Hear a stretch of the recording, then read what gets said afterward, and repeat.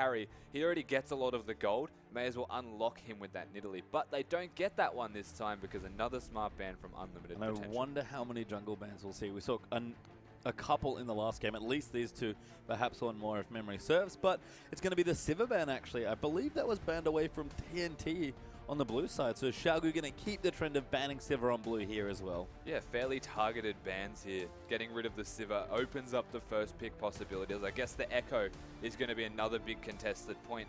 Will Unlimited Potential ban that Echo away, though, is another important question to ask. They can also just leave it up, ban something else, and leave up the likes of Ryze, leave up Alistar. Who are the other? Shen is another big pick that's come in. They are going to ban the Ryze, though. Have to think Xiaogu are going to take maybe that. Maybe that. Both those picks would make sense. I'd say the Echo, unless Punished has a preference towards Victor also, and it might be a priority. But in saying that, Amy does have the priority towards Echo. It is a big pick for them, and they've already spent 10 seconds hovering it, which generally is not a good tactic if you've got the first pick, and it's big. Yeah, I mean, Punish will play Victor. I'm fairly confident UP will pick it up early if they're allowed to here. And they do take Echo. You have to think Victor's one of the responses here from Unlimited Potential. But what else do they take away? Keeping in mind that Alistar is still readily available, the Nautilus is also there.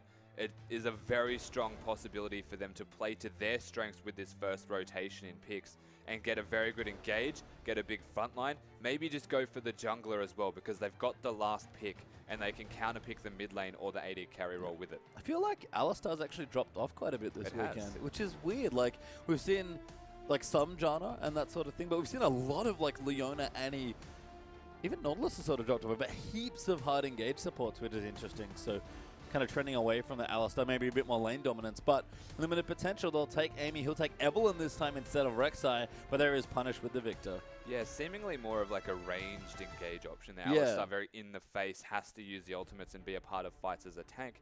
They've got a lot of options in the top lane as exclusive tanks now with the Shens and the Hekarims and Maokais, so not necessarily needing that as their options. The first picks, though, from Unlimited Potential, they take the Victor away, they've got the Evelyn again, and it's a very aggressive pick, this Evelyn, around vision, and doesn't do too bad into the Echo. I probably wouldn't want to find them in a direct 1v1. Echo might have a pretty good time there, might be feasting on some Evelyns, but Xiaogu not changing it up at all. No, going to stick to the Annie Corki bottom lane that served them relatively well in game number one. Certainly the Leona Gro's bottom lane was good for UP in the lane specifically here, but Xiaogu again, they've got the Echo Annie combo. That's really all they were looking for, you have to think. A part of me feels like they're just going to man up and pick the exact same Leona Graves combo into them. Yeah. Maybe change up the Graves to something with a bit more range and scaling.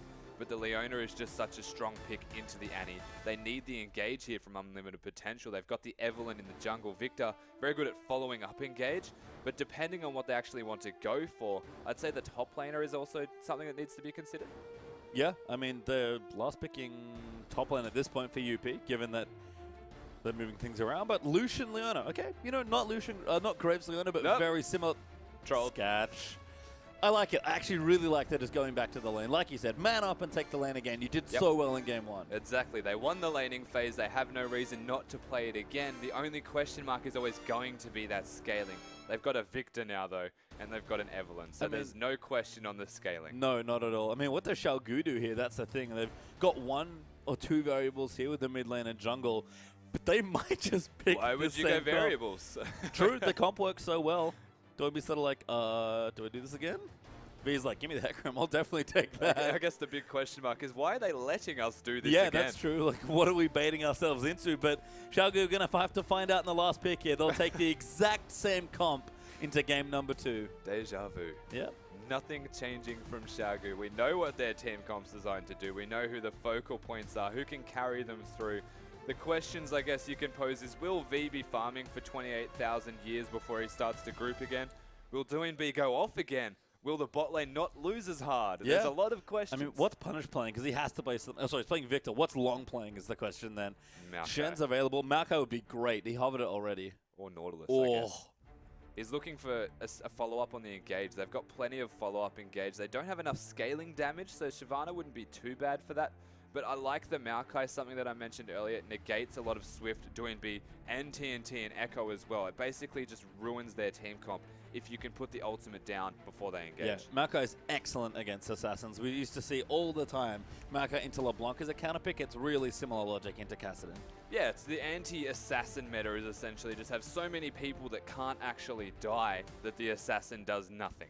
So they're going with a similar one to that right now, but they've got the Victor to back it up with full scaling hard damage. Yeah, and Punished, he did damage in game number 1 as well, so he's going to have maybe a bit more utility here, just a bit more playmaking options maybe there for the mid lane. But what about the matchup itself? Because Doinby hasn't changed anything on his side. He's back on Kassadin. In fact, let's just go through them now. V back on Hecarim versus Long on Maokai. Welcome to Farmtown. Yeah, wet noodles everywhere. Yep. We've got a tree against the horse. It's just going to be PvE. Yep, we'll Swift on Echo. This time Amy with Evelyn. Not quite as aggressive as the Rek'Sai, but similarities there. This is my big lane. What does Punish do in this lane? How's this matchup? He struggles, Punish. This is actually a Kassadin-favored lane, so funnily enough, giving them the counter pick what worked for them so well in the first one. Yeah, a little awkward there as TNT back on Corki versus the good matchup here for Sketch and Hart. That's the Graves and Leona back into the Corki Annie. And I wonder if Amy's going to change up his gank paths. He had good pressure in the bottom lane to start things off. Tried to make the difference where it counted in the winning lane, but maybe needs to look somewhere else this time. Yeah, you might want to put the attention somewhere else, but in saying that, if it's not broken, don't fix it, could be the logic here. The ganks were successful last time. It may work for them again if they can actually use those advantages and snowball. Yeah, I mean, again, Xiaogu picked the same comp, so certainly think that whatever happened the last time was not broken, but we'll see if UP have a different response. Let's get onto the Rift for game number 2.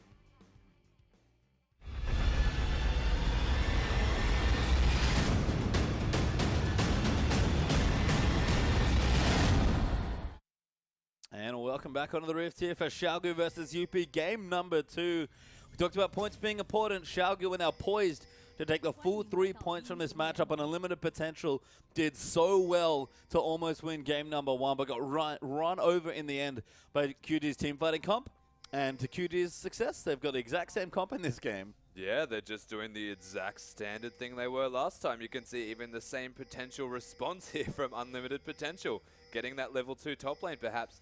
They know Swift's there. Yeah. Oh, they all know Swift is there. Yeah, he's trying to get away. He has his flash. He'll actually make it to safety, and some nice walls from Xiaogu. Yeah, too, yeah. You can hear the insane amount of pings. Loud noises indicate something is going on. So all of them find themselves standing on top of a ward as Swift smartly gets away. But yeah, we've got the exact same team comp as the first game from Xiaogu. And we're almost seeing an identical beginning here from Unlimited Potential. Those are really interesting wards from Xiaogu. They're looking for the lane swap, a very deep invade style of looking for yeah, lane swap. it's almost like they expected UP to go to the top side. It's like, yep, let's just make sure we have perfect coverage. Yeah. So it's not about preventing it and matching it. Yep. It's not necessarily a lane you want to be into, but it does unlock a lot of potential, say, jungling with the Hecarim at the start. They know that he's safe to do so because they can see them topside. But in this case, I think they've even baited the lane swap. Did UP have a ward? They might have spotted Annie there, but Swift will actually start with his W, hit down the red. A little bit of help there from V. Hart's going to start on the Gromp. That's actually Scat and Hart doing that, because the Krugs into Reg was the start from Amy and Long. Yeah, they've actually put the lane swap into effect here, Xiaogu. And I'm not surprised by that, given how last game went for them in the 2v2. It was pretty gross.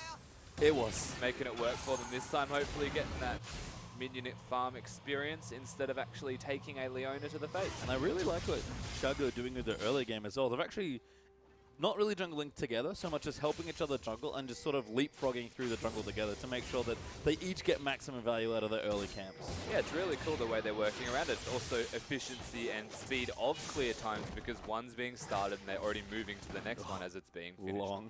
Long's going to have a bad time in this lane. PCD's already leveled the queue. He's just going to keep doing this. And now Leona's going to join in, going to complete that 2 lane here and try and contest.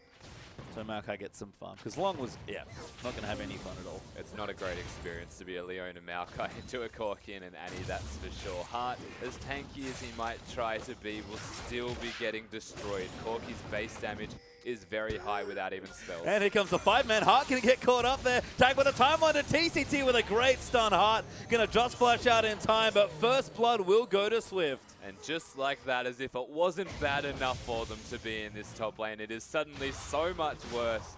Graves being left to a solo lane is nice though.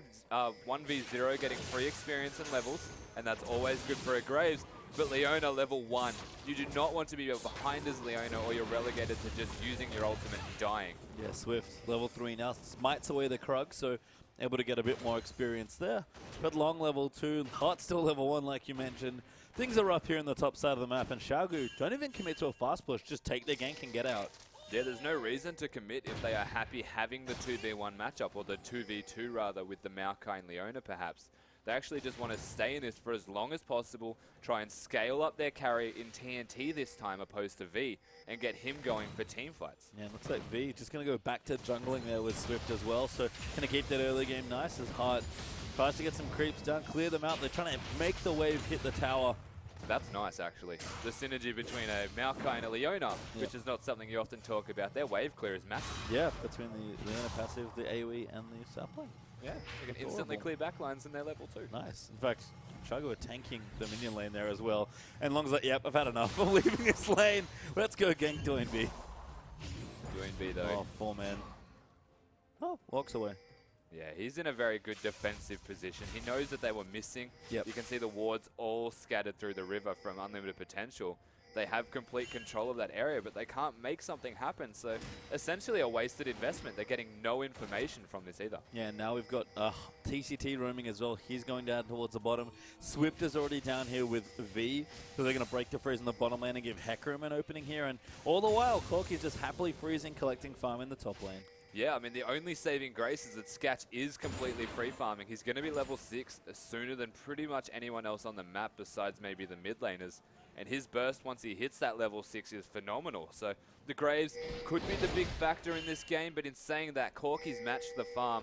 Mid lane's still scaling, and it just feels like from the very beginning of this game, Xiaogu have answered everything, and they're actually rotating very efficiently and smartly. Yeah, have a slight gold lead of about 200 with that first blood, so doing well there. And Swift and TCT are waiting for this to happen, because V is going to bait them in. He'll run into the brush. Swift will set up the area of the parallel converter. So dive in onto Amy. That's the first target, taking a lot of damage, but TCT will die first. They don't have enough damage. Sketch is massive right now. That buckshot almost getting him another kill. And Swift now, level 3, getting locked up. We'll get the time wider down onto Hart. Now Doinby's going to rotate down. He's got just level 5, I think, actually, as Swift gets the kill there. Does come in time, though. Swift actually gets himself away. Sketch tanking minions, has to be careful. Was cancelled. Almost baited Sketch into dying. Oh, V going to run back. W will zone them away. And Xiaogu get a nice little trade there. They almost baited Sketch into death right there, but he does get out. And what was a nice attempt at a counter-engage from Xiaogu, their positioning was exactly where it needed to be. They can't fight the Graves. Something that we just touched on is how big he is from raw levels alone. He has now got himself a BF sword on top of everything else, and this guy is just massive. He is. And BF sword now for Sketch as well. Almost level 6. Is it they're just ramping up here? And Doinby, I like the roam. Pre-6 there on the casting. Actually made the difference from mid lane. He's quite happy in this mid lane. The Victor matchup is not something that a Victor excels at. He's got a lot of wave clear and can try and keep the Kassadin under turret once he upgrades their Hex Core and gets that wave clear from the E upgrade. But in saying that, Kassadin free to do as he would like pre that stage. And even finding a roam at level 5 is just credit to Doinby being super smart. What is it about the matchup that Victor can struggle with? Because you mentioned it's sort of like a soft counter there for Doinby. There's just no way to trade as a Victor, and that's one thing that Victor's strengths are, is that he's almost unmatchable in terms of trading. But a Kassadin has a magic resistance or a magic shield, so the Victor doesn't actually do damage to a Kassadin, whereas Victor has a very low health pool and can still take damage. Yeah, and as you can see, Chaos Storm actually down. Doinby going to get stunned. But just shaking it off. He might even go back in on him. Doesn't have Ignite though. Forget about it. Oh, never mind. Rethinks his position. Swift! Diving in, got the red buff. Amy's here as well, though. Takes the tower hit. Doinby doesn't have enough mana. Swift might die. Doinby's like, yeah, I have to do something. Turns it on to Amy. Good riff walk away. Really smart play. Good of Doinby to make sure his teammate gets out alive. These two, the best friends club, essentially. Might be one-sided in the best friendship, but they are the best friends club. TNT's here. Oh, hello. Punished. Getting ganked by a Corki. Forces the flat. Ultimate's in. My God. Misses the missile, though. Forced to heal. Gets Amy, but will die to heart. Almost got a double kill, but missing both of the rockets. Punished dodging those ones. Getting away with no health to speak of, as they do still get a kill. TNT with the aggression. Oh, TNT. That was unusual. Well, not for TNT. He's a very aggressive player. Yeah. Trying his best sketch impression there almost. Oh, that was nice. Gets a sheen, gets parts of his fade. Not doing too badly there, but the AD carry roam mid. Everyone applying attention here to the important parts of the map. As we'll relax a bit now. Gold nice and even. Kills pretty close there as well. Hart looking to gank V, but Hecarim having a fun old time, farming away with his Balmy Cinder in top lane. Lots of map movements this game, that's for sure. The 5 kills doesn't accurately reflect how much impact has been going down on the entirety of the map. Focus mid, there's been focus bot lane. They've had numbers top as well. They've taken first bloods on people with 4-mans pretty much everywhere on the map. It's just, there's a lot going on. But the direct advantage is actually non-existent right now, as the Corki and Graves have both found themselves with kills, but you look at the jungle, and that is where the entirety of it is actually going. Yep, Amy with a bit of a CS lead there, going for Runeglaive versus the Cinderhulk that's already been finished there for Swift, who has 2 kills to sort of balance out that CS discrepancy. Blue buffs will get swapped over to the respective mid laners here as well. But Doinby with his blasting wall, I'm going to look to get a bit more aggressive into Punished. Yeah, it's nice that they've got both of their kills onto Swift. The carry of the side, essentially, in the jungle role, has got most of the kills. That is fantastic for them to try and push themselves through a strong mid-game, maybe prevent the team fighting that unlimited potential are very capable of doing. Or they could just try and do exactly what they did last game and just try and outscale. Yeah, I mean, again, they've got the comp. Doinby went off in game 1. They certainly have the tools to do it again here, even Swift going back to the tanky Cinderhulk build. It is a matter of scaling here for Xiaogu, and this time, the nice thing for them is the bottom lane's been the one that's been mostly untouched. Yeah, definitely. The Corki actually having farm, not being behind, or the Graves not being ahead. Amy. Ooh. Good stun there. Now TCT going to follow up. Does have the stun in the end. Amy just can't get away at all. Does pop the ulti, but it's not quite enough health. Teleport down for V as well. Hard diving in. Long will get the kill. TNT little late to the party as Doinby's going over V. Just tags Long with the ulti as Swift going to go back in as well. Chrono breaks his way to safety as Doinby gets the kill. Now Hart going to get looked at, barely missing the stun.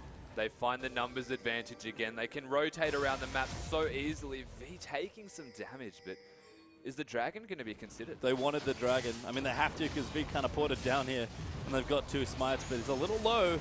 Not sure I want to face check a Victor, despite the fact that Punish has no ulti. The teleport. This is really risky. Yeah, Long going to join in. Doinby's low on mana. Dragon going to get angry. It's pretty mad. Yeah. Hits hard a couple times, resets, goes back to his home. Sketch gets the top tower. That was a mistake from Xiaogu, I think. So great pressure from Unlimited Potential to force them to not be able to do the Dragon and also conceding a tower at the same time. Graves basically split pushing at the moment, trying to get some advantages in levels and items and translating that into a mid-game strength, which he is definitely going to have right now. He is starting to ramp up. But they find some kills to begin it all. They just couldn't get the Dragon from it. They did force themselves into the Dragon Pit to try and make a trade, but it was well played by Unlimited Potential to defuse that. Yeah. Nice stuff there, preventing the objective, getting one of their own as well. Keeps them up about 1,000 gold here in this game, so looking good. Doinby, though, on the way to his Rod of Ages, pretty close to finishing it up, actually. Should have that nice and soon here. Got a nice Null Magic Mantle as well for some treads. And things going well for Cast. And again, Xiaogu, it's all about that scaling. So what's UP looking to do here? They've got a tower, they've got some aggression, they've got the nice bottom lane as well to get things going. I mean, what I'm seeing from Unlimited Potential right now is they're matching the aggressive mid-game style of itemization that a Corki will get, that the Rod of Ages that will come out of this Kassadin soon will have, by going resistances of their own. You can see the armor boots completed from Maokai with Home Guards, wants to teleport in, now working on the Righteous Glory, has accelerated his armor, his relative strength against physical damage, and will probably just stack magic resistance from here. You have a look at the mid lane in particular, doesn't even have boots yet, is working towards that Abyssal Scepter, getting resistances as soon as possible to match the mid game that will be coming out of this Xiaogu side. So their plan is to best them at their own strength. Well, see if UP can get that done. Do have Nice little lead there in the turrets, but nothing really coming through just yet. Dragon up still. Shagu looked for number 1 but couldn't get it, so we'll see which team can maybe look to create some pressure around the area. As right now, just back to farming. V gonna return to top lane, he's still scaling up, and Doinby having a fun old time here in mid against Punished. Yeah, no teleport available though from the Maokai, and he is top lane, so the Dragon's something that can definitely be considered as something to be done, but depending on where V wants to go, and it seems to be top, it's just going to be a 4v4 if someone decides. Yeah, Swift still getting tankier as well. He did a lot of farming in game 1, so it's kind of like we saw. Shago are happy to team fight. TNT also looking for his Trinity Force, so not quite there as far as early game damage goes. But again, the lane's gone a lot better. This game in general is much closer in the early stages of the game. Yeah. But UP might be able to take an advantage now. They kind of, not lost, but lost traction in the mid game. As Heart's lining up a Zenith play. TNT though, Valkyrie's straight out. Yeah, gets out, of course. Heart trying to bait some spells. He doesn't want to use the ultimate and waste it from the Valkyrie. The turret actually just spotted Evelyn. So a little bit of a mistake. The exclamation mark making that abundantly clear that he has made a big error and smartly leaves. Amy just going to leave, go back to his jungle and keep clearing it. Does clear nicely with the Rune Glaive. We saw this yesterday actually from Clearlove. Picking up the Evelyn again. Did go tanky after this though. Sightstone into like your Randuins, that sort of thing. Locket as well, of course, your standard tanky jungle items. But, you know, Rune Glaive's just a nice little upgrade for Jungle Eve. Yeah, it's nice, and it's not necessarily something that I'm the biggest fan of. If you go for a Rune Glaive, generally you want to go AP to follow that up. Make it actually cost efficient, because Warrior does a similar thing. The difference is that you can go Rune Glaive and max the Q first, the hate spikes opposed to the Ravage on the E, and you'll still be doing the same amount of damage. It's just that the hate spikes are AoE and can hit multiple people, and you can back that up. So the Warrior is more of an on-hit, auto-attack based Ravage build, whereas the Rune Glaive is the Qs. And right now, they're going to use those Qs and line them up on the Dragon. Punished here as well. Actually, nicely timed Dragon by UP as QG all backed away from the lane. So that first Dragon will easily go over to unlimited potential. Yeah, the first Dragon gone. 15 minutes though for the first Dragon. Slightly delayed considering there was a lane swap in effect at the very beginning. But most of the map movement has been around ganking people and trying to get kills. Hasn't necessarily worked in their favors though when anyone does put that into effect. So it's been really hard to translate that advantage into something further, such as an objective, a turret or a dragon. But finally, it does go down. Unlimited potential picking that one up, and they've now translated their strengths towards mid lane. Yeah, it's just a matter of which team is going to pick up the pace. It feels like UP here as they're grouping mid. Doinby actually has to be careful. They will consider tower diving here, and Scatch, relatively strong, got his Berserker Greaves and his 2 big AD items, especially good at taking out turrets. He's just throwing pot shots in, taking a couple tower hits there as well. Pretty hard to dive. Doinby is quite tanky considering he has a rod first item with the Negatron cloak available. Scatch is the only big threat to take him down. So the fact that Punish has gone more of a resistance style build, not able to output an abundance of damage himself, they can't necessarily dive unless there's 4 members there. Ooh, V actually might be lining it up. Yeah, forces Long to flash. He was to advance back on top of him, but that might have been a mistake from Long. V going to come back in. Good Arcane Smash actually to buy some time, but V starting to flex his muscles in the top lane. He's definitely flexing, but he's also found himself behind. Ooh, TCT slowed by Heart. No follow-up, though. Just going to keep it quiet as unlimited potential. Get themselves the mid lane turret. Yeah, finding themselves in a strength period right now. Amy wants it. Damage good. Flash forward. Agony's Embrace. V has to run away, but Amy going to keep chasing through. Can he get it? The W's popped. Doesn't have enough. V does get away. One of the strengths of playing Hecarim. Oh my god. Yeah, now Swift gonna make it, but Amy does massive damage here. The reset's good. No chrono break from Swift, and Amy gets the 1v1. Swift actually out of mana, so not able to follow that up with the chrono break. The nerfs. Yes, the nerfs have just reigned supreme. The Evelyn finding a kill from the change. Swift would be shaking his head. Yeah, and Doinby looking for the counter kill, but can't find Amy, who's already invisible. And there's Amy looking pretty pleased with himself after that kill, but still very focused. Yeah, he knows the team. What is pleased really when they have stone faces? There's a little snicker. He's not punished. Punished is stalwart. He's like, yeah, whatever. I stole the blue buff. Yeah, NBD. Don't worry about it. ET.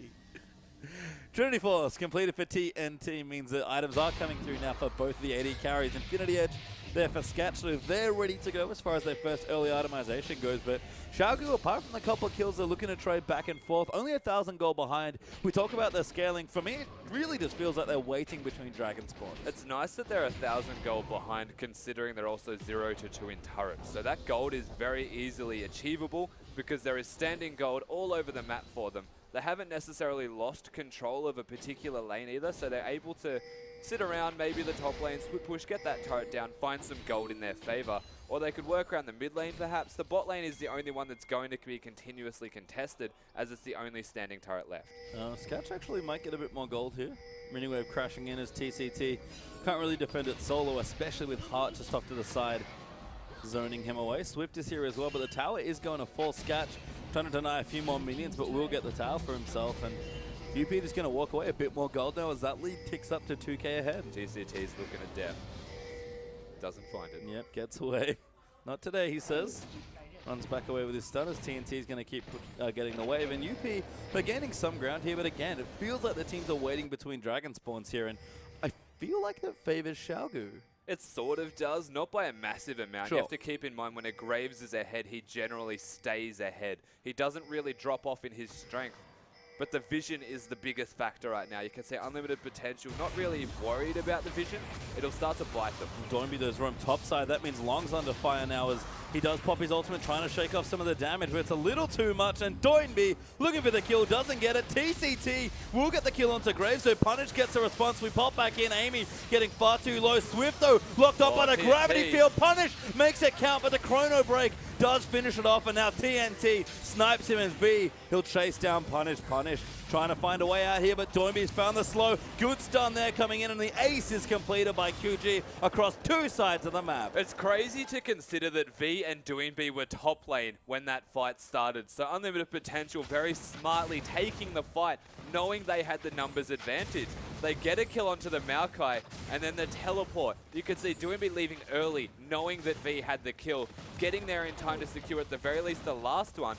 But the MVP of that fight, you have to give so much credit to the way Swift played that. He was just doing work, saved his ultimate as long as possible to ensure he stayed in the fight, and they cleaned up shop almost in a 3v4. I was going to give it to TCT for the assassination onto Sketch. That was pretty good. I think it was Sketch, but yeah, TCT started that fight off well, and Swift certainly finished it nicely. So mid tower doesn't fall. That's actually the bad news there for Xiaogu, as TNT wasn't able to finish that one off. And Dragon back up in 25 seconds now as both teams, you have to think, going to look to contest. But the Goldids actually flop back over. Xiaogu, after that fight, end up 1,000 gold ahead. Yeah, they found their window. The engage was right. They get a turret for their troubles, though there was one traded not too long ago. But considering the gold lead in that, yeah, the engage was from Swift and TCT onto the right targets. CCT gets punished, but Victor shouldn't be focusing, and Annie realistically, as Swift was putting in work right there, saving the ultimate for as long as possible. And then the rest of the team was just on cleanup duty. Yeah, nice teleport back in there from V to clean up the rest of that fight. Dragon is back alive though.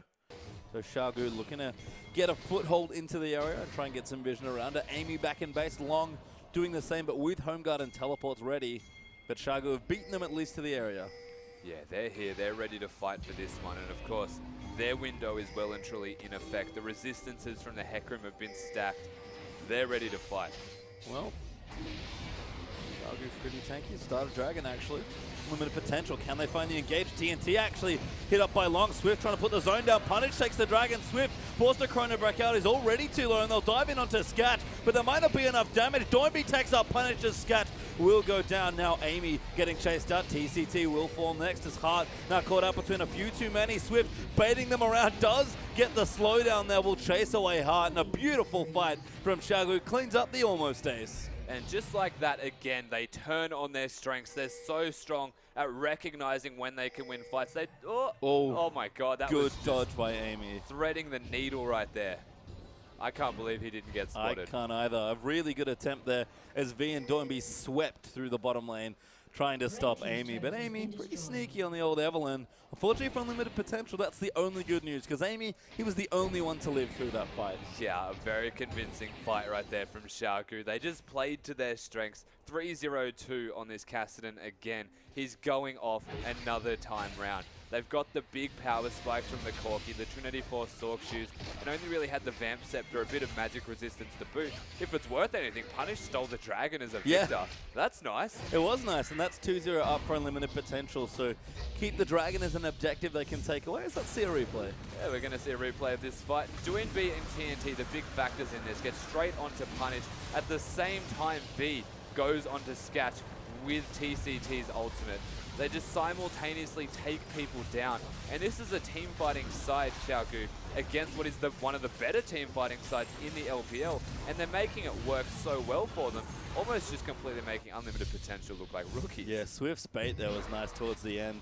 But just the collapsing under those carries, Punish and Sketch died instantly, almost simultaneously in that fight. So that ward that just showed on the screen actually reveals that they know they're in the bush. Doinb's acting delicious. Stun comes in. TNT will dodge it. Doinb not so lucky from the Zenith blade. He Rift walks away just in time. Now going to turn it around. Chaos Storm's big. Punish has to get away. He pops his cleanse to get out from under the Annie. Doinb trying to run away from the Chaos Storm and still get the kills. But V goes in, gets the two-man ulti. TNT jumps through. Doinb a little low, gets sniped by Sketch in the ulti. But now Swift going to dive in. That's the other kill. 3 for 0 now as Amy starting to take rockets from the rest of the side. Amy getting chased down. Swift phase dives onto him. Amy going to get slowed down as well. The phosphorus bomb, they got to keep chasing Amy pretty quick, but TNT takes him out. Amy just doesn't want to die. No. Very good at living, but the rest of his side are just struggling to stay alive right now. They had the advantage in terms of vision control when that fight broke out, but they couldn't find anything. TCT, very smart usage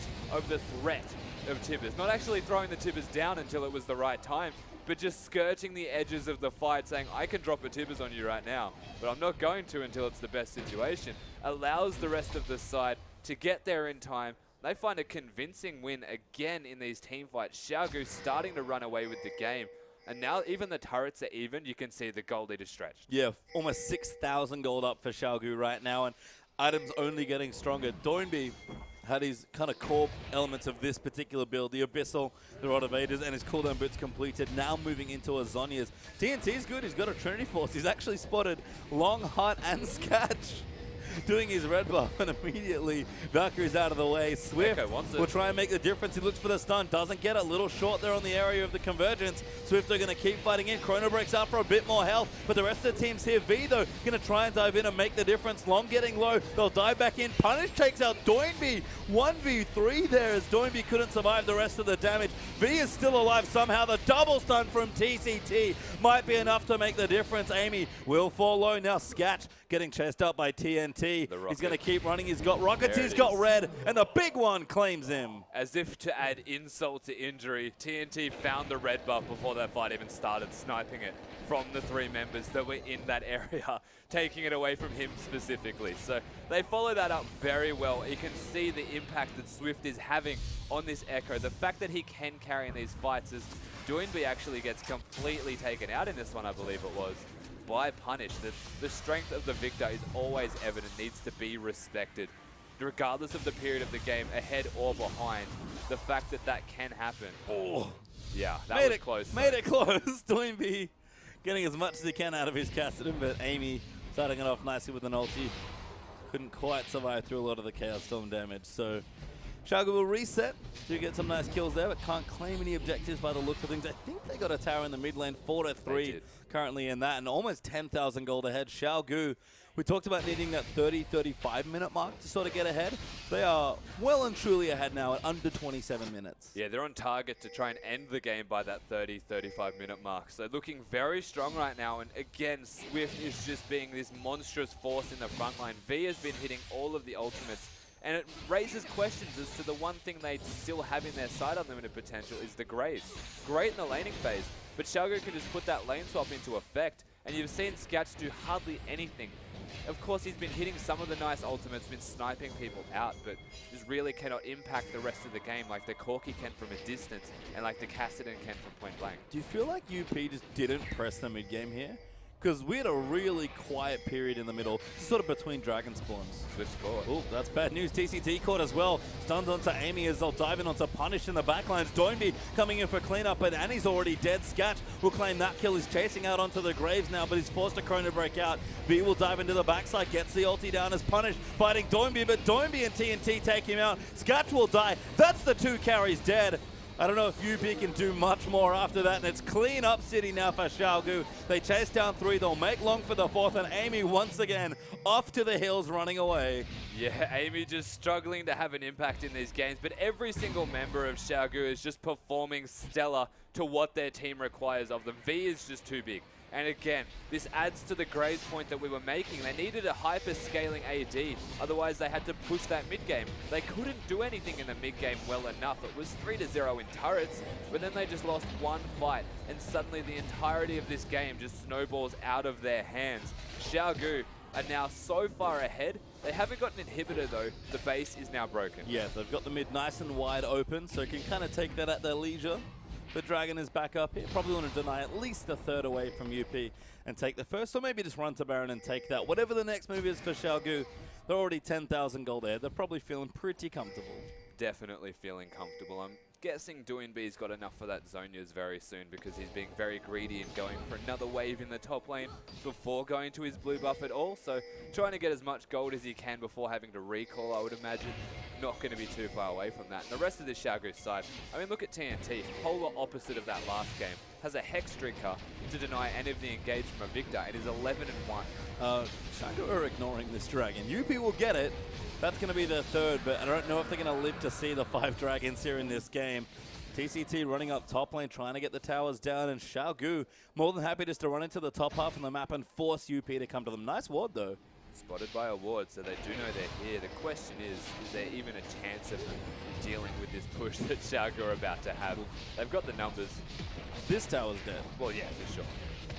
I don't know what else UP are going to lose here. Doinby probably does have to go spend some gold, like I think they'll rotate mid.